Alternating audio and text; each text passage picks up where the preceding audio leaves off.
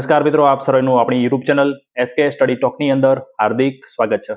મિત્રો, જે ઉમેદવારો ટાટ હાયર સેકન્ડરીની તૈયારી કરી રહ્યા છે એ મિત્રો માટે અથવા ટાટ સેકન્ડરીની તૈયારી કરી રહ્યા છે એ મિત્રો માટે આપણે એક કલાકનો ગાઈડન્સ વિડીયો બનાવ્યો હતો.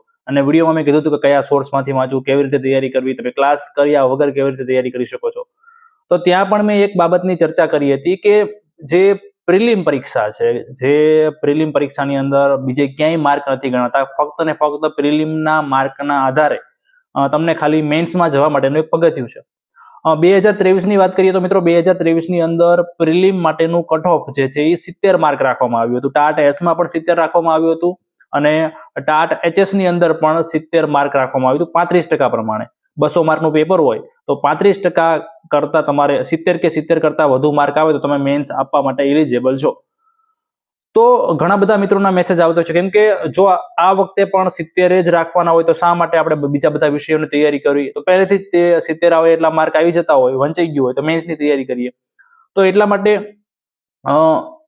એ બાબતે ઘણા બધા મિત્રોને ડાઉટ હતી કે શું આ વખતે પણ 70 જ રાખવામાં આવશે? તો મિત્રો, પહેલા હું ક્લેરિફિકેશન એ બાબતે આપી દઉં કે રાજ્ય પરીક્ષા બોર્ડ દ્વારા એવું ચોખ્ખું નથી કહેવામાં આવ્યું કે આ વર્ષે પણ અમે 35% પ્રમાણે 70 મેરિટ રાખશું. નોટિફિકેશનની અંદર પણ એવું જ કહેવામાં આવ્યું છે કે મેરિટ બહાર પાડવામાં આવશે અને એ મેરિટમાં જેટલા લોકોને કહેવામાં આવે એટલા લોકોને મેન્સ આપવામાં આવશે. પણ શું આ વખતે મેરિટ જે છે એ પ્રિલિમનું ઊંચું જશે? 110, 120, 130માં બહુ ઝાઝું ઊંચું જઈ શકે? તો મિત્રો ના. શા માટે અન્ય પરીક્ષાઓની જેમ, અન્ય મીન્સ કે જે પણ સરકારી નોકરી માટેની પરીક્ષાઓ લેવામાં આવે છે જેની અંદર દ્વિસ્તરીય પદ્ધતિ લેવામાં આવે છે, દ્વિસ્તરીય મીન્સ કે પ્રિલિમ અને મેન્સ. ઉદાહરણ તરીકે આપણે CCE ની પરીક્ષા જે હમણાં નોટિફિકેશન આવી ગયા વર્ષે પતી, અથવા કોઈ પણ પરીક્ષા જેમાં PSI ની પરીક્ષા છે તો મિત્રો, અથવા GPSC ની પરીક્ષા છે તો મિત્રો, ઈ જે પરીક્ષાઓ છે એમાં પહેલેથી જ જગ્યાઓનો આંકડો ફિક્સ હોય છે કે 5000 ની ભરતી કરવાની છે તો ખબર જ છે બોર્ડને કે આપણે 5000 કેન્ડિડેટ લેવાના છે. તો આપણે એને 3 ગણા ઉમેદવારોને, એટલે કે 15000 ઉમેદવારોને ટૂંકમાં જે ડિસાઇડ કરેલું હોય, 5 ગણા, 3 ગણા, જે તે બોર્ડ પ્રમાણે થોડું અલગ અલગ હોય છે, તો 3 ગણા ઉમેદવારોને આપણે મેન્સ માટે બોલાવીશું. તો એના આધારે મેરિટ ડિસાઇડ કરતા હોય છે કે EWS ને આટલું, આમને આટલું, આમને આટલું. પણ આપણે અહીંયા જે ટાટની પરીક્ષા છે મિત્રો, ટાટની પરીક્ષા છે અથવા ટેટની પરીક્ષા છે એ કોમ્પિટિટિવ એક્ઝામની કેટેગરીમાં નથી આવતી, થોડીક અલગ પડે છે. શા માટે અલગ પડે છે? કારણ કે મિત્રો, ટેટ છે એ ક્વોલિફાઈંગ એક્ઝામ છે, યાદ રાખજો. ટેટ છે એ ક્વોલિફાઈંગ એક્ઝામ છે. એનાથી તમે શિક્ષક તમે પાસ કરી નાખી, તમે ચલો 200 માર્કમાંથી પ્રિલિમમાં બહુ સારામાં સારા માર્ક લાવી નાખ્યા, મેન્સમાં પણ સારામાં સારા લાવે, એનાથી એ સાબિત નથી થતું કે તમને નોકરી મળશે જ. કેમ કે ભરતી કરવાના હોય તો ભરતી માટેનું બોર્ડ જ અલગ છે.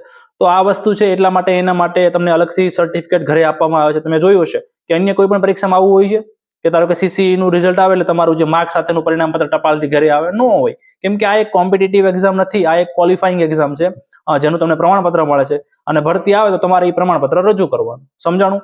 તો ટેટ-ટાટની પરીક્ષા આવે છે તો એમાં જગ્યા પહેલેથી ફિક્સ જ નથી હોતી, ખબર જ નથી હોતી કે કેટલી ભરતી કરવાની છે. અત્યારે ટાટ એચએસની ભરતી આવી છે તો કેટલી ભરતી કરવાની તો રોસ્ટર રજિસ્ટર પ્રમાણિત થશે, પછી નક્કી થશે.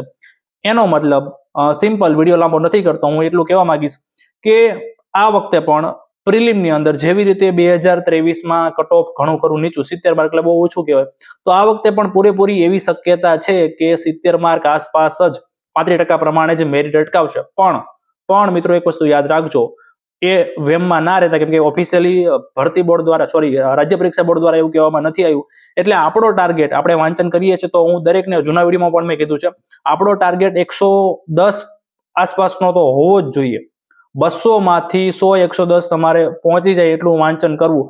જો રાજ્ય પરીક્ષા બોર્ડનો વિચાર ફેરવો હોય તો એ થોડુંક ઊંચું મેરિટ લઈ જઈ શકે છે, આપણે કંઈ નહીં કહી શકીએ. કેમ કે નોટિફિકેશનમાં એવું નથી કીધું કે અમે 35% પ્રમાણે જ રાખશું. એટલે થોડુંક પ્રિલિમમાં પણ મહેનત કરવી. હું દરેક વિડીયોમાં કહું છું, 100, 110 સુધી પહોંચાય એટલું વંચાઈ ગયું હોય અને અંદરથી કોન્ફિડન્સ આવી ગયો કે નહીં, ગમે એવું પેપર આવશે, હું 100, 110 માર્ક લાવી નાખીશ, તો મેન્સની તૈયારી અત્યારથી કરવા લાગજો. ભલે મેમાં તમારી મેન્સ હોય, પણ જેટલો લાંબો સમય લખવાની પ્રેક્ટિસ કરશો. બીજું, પ્રિલિમની અંદર અને મેન્સની અંદર બંનેમાં તમારું કન્ટેન્ટ આવે છે તો અત્યારથી જ તમારું કન્ટેન્ટ છે, IMP પ્રશ્નો છે, લખીને પ્રેક્ટિસ કરો એટલે તમને વધુ સમય મળશે, બેનિફિટ થશે. અને લખીને જેટલું તૈયારી કરશો એટલું તમને યાદ રાખવામાં પણ વધુ સરળ બનશે. તો આ વસ્તુ છે. કોઈ પણ એમ કહેતું હોય કે 70 જ મેરિટ છે, એ તદ્દન સાવ હવામાં વાતો કરતા એવી વાતો છે. કેમ કે કોઈ રાજ્ય પરીક્ષા બોર્ડ દ્વારા પણ ઓફિશિયલ બાબત આ બાબતે કહેવામાં નથી, પણ સિમ્પલ વસ્તુ છે કે ટેટ છે એ ક્વોલિફાઈંગ એક્ઝામ જે છે એકદમ કોમ્પિટિટિવ એક્ઝામ નથી. એમાં જગ્યાઓ પહેલેથી ફિક્સ હોતી નથી, કેમ કે પરીક્ષા અલગ બોર્ડ લે છે, ભરતી અલગ બોર્ડ કરે છે. એટલે મેરિટ આવું જ રહેવાનું છે. હું તો એમ કહું છું કે 70 આસપાસ પણ 2026માં રહી શકે છે, પણ આપણે નકરું 100% એવું જ માની નથી લેવું કે 70 આસપાસ જ રહેશે. એટલે આપણે 100-110 નો ટાર્ગેટ હોય એટલે એ પ્રમાણે બહુ વાંધો આવશે નહીં. તો આ વિડીયોમાં આટલું જ કહેવાનું. તો આવી ઇન્ફોર્મેટિવ ટેટને લગતી, પરીક્ષાઓને લગતી અને ભરતીને લગતી માહિતી માટે આપણી ચેનલ SK અપડેટને સબસ્ક્રાઇબ કરી દેજો, અને ખાસ તમારા બીજા મિત્રોને પણ આપણા વિડીયોની લિંક શેર કરજો. અને બીજા આ સિવાયના આપણા જે ગાઈડન્સના વિડીયો છે એનો પણ તમે લાભ ના લીધો હોય તો લાભ લેજો. ધન્યવાદ.